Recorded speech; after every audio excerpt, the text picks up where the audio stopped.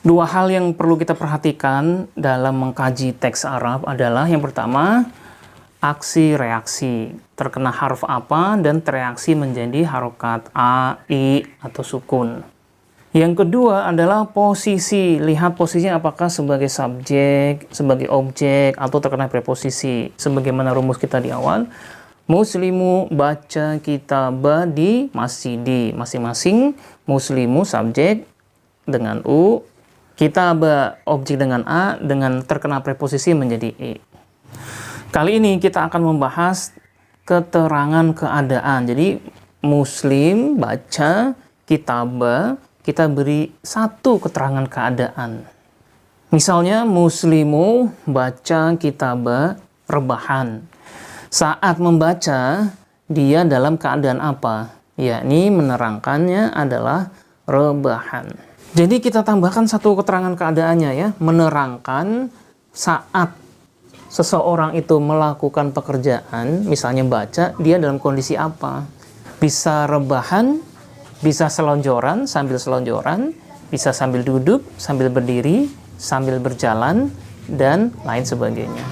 Ini yang disebut sebagai hal ya, dalam bahasa Arab kita sebut sebagai hal, yaitu keterangan keadaan atau kondisi. Langsung saja kita masuk ke contoh-contoh dari ayat Al-Quran. Yang pertama surat Ali Imran ayat 191. A'udzu billahi minasyaitonir rajim. Alladzina yadhkurunallaha qiyaman wa qu'udan wa 'ala junubihim. Perhatikan alladzina yadhkurunallaha, yaitu orang-orang yang mengingat Allah qiyaman dalam kondisi berdiri, wa qu'udan dan dalam kondisi duduk ya. Anda lihat bahwa qiyaman ini adalah dalam kondisi mansub ya, dalam kondisi an. Qiyaman artinya dalam kondisi berdiri, dari kata qama yaqumu itu berdiri, tapi kalau qiyaman dalam kondisi berdiri mansubnya, dan juga qu'udan ya, qu'udan juga dalam kondisi mansubnya, artinya qiyaman kondisi berdiri, qu'udan dalam kondisi duduk. Kita masuk ayat yang kedua, surat At-Taubah ayat 41. Infiru khifafan wa thiqalan wa jahidu bi amwalikum wa anfusikum fi sabilillah. Infiru, berangkatlah kalian, khifafan dalam kondisi ringan, wa thiqalan maupun kondisi berat. Khifafan dari kata khafif itu ringan ya, masdarnya menjadi khifafan, ini mansub dengan an ya, khifafan dalam kondisi ringan.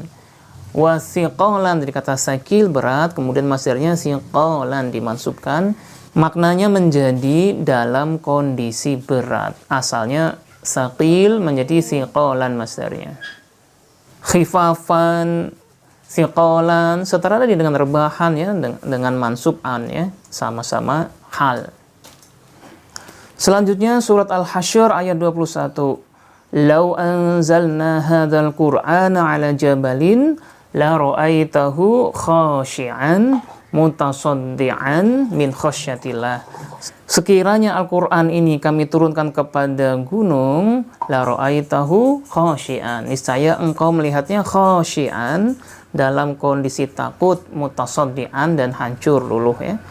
Khashi'an dia nasab ya, nasab dengan an, artinya adalah dalam kondisi khasyah, yaitu takut.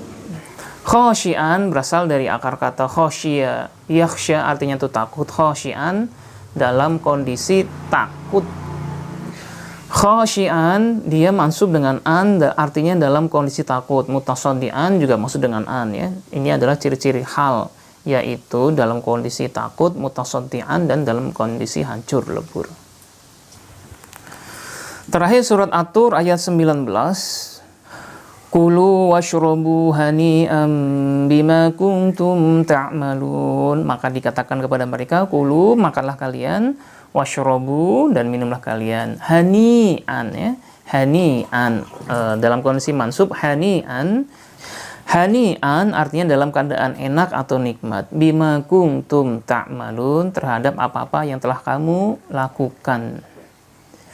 Hani'an di sini adalah posisi sebagai hal ya, keterangan keadaan yang menerangkan kondisi saat pekerjaan makan dan minum itu dalam kondisi hanian, dalam kondisi nikmat atau enak.